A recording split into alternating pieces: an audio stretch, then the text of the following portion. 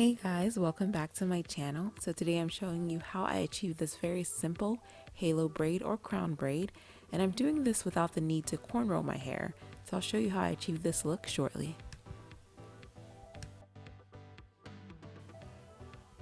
I will be starting off with hair that has been blown out or blow dried, and this is about a week after my wash and blow dry. I've kept my hair in these two braids just to keep it stretched, and now you'll see as I'm just applying coconut oil to my ends and throughout my hair as I unloosen each cornrow.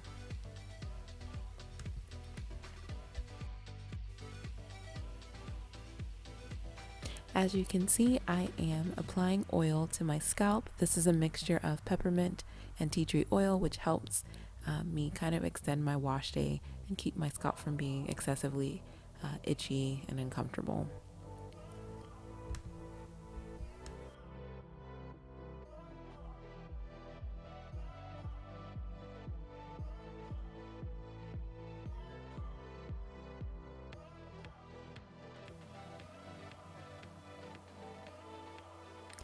Again, it has been about a week since my wash day, so I do try to oil my scalp at least once a week. So now both braids have been removed, and while it is tempting to want to wear my hair in this braid out, that would not be a wise decision for me.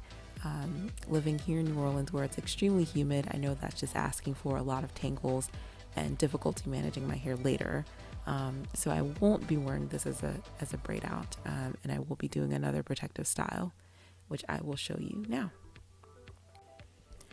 Before I get into the protective style, I did want to say that one of the things that has really helped me maintain my hair in these heat stretch styles is being very generous with my oils and my butters. And that's essentially what I'm showing here. I'm applying both coconut oil and shea butter to really help my hair stay stretched.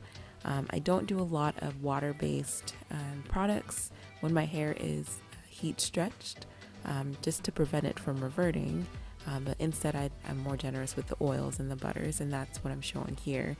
So I'm applying coconut oil generously throughout my hair. I'm using some shea butter. I'm using the Tailored Beauty product, which I'll include in a link below.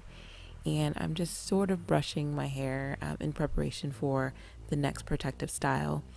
Because my hair has been in these cornrows, it kind of has this, braided texture to it. So I'm putting it in this bun to help it sort of lose the shape of the previous braids.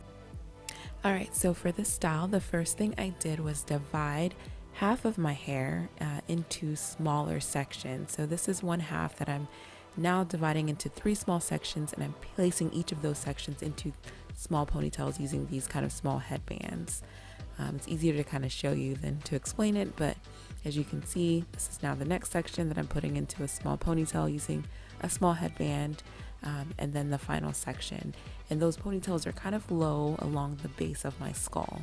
So we can see the 3 here, and that's half of my hair, roughly half of my hair. And then I'll proceed to do the exact same thing with the other half of my hair.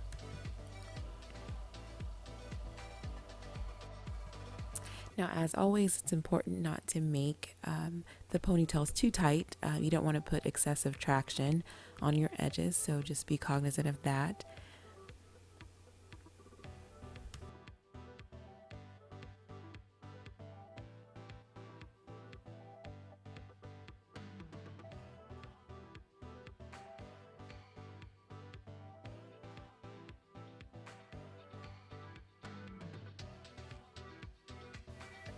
And finally, this is what it looks like now that all of my hair has been placed into these small ponytails along kind of the periphery of my hairline. And this is just showing you the bands that I use. They're bands that I kind of put together myself.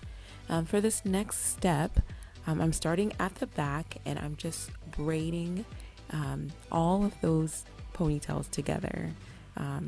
Kind of one after the other in kind of sequential order. You can go in any direction that you want, but you should start from one of the ponytails in the back and go forward.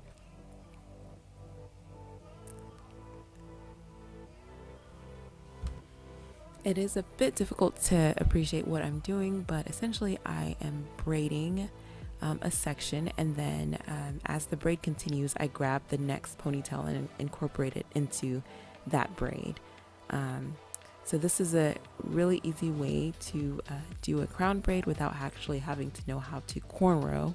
So I'm not cornrowing it, but I'm grabbing pieces of hair from the next braid in the sequence and then braiding that all the way around my head.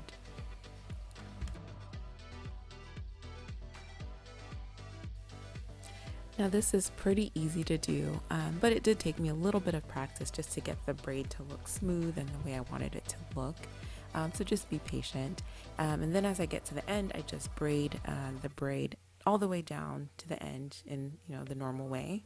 And now I'm just going to tuck and pin the end of the braid underneath the crown portion of the crown braid. And that's it.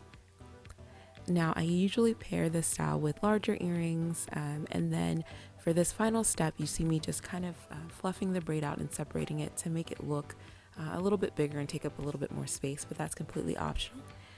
But that's about it. It's a super easy way to do a crown braid without having to cornrow. Hope you enjoyed it.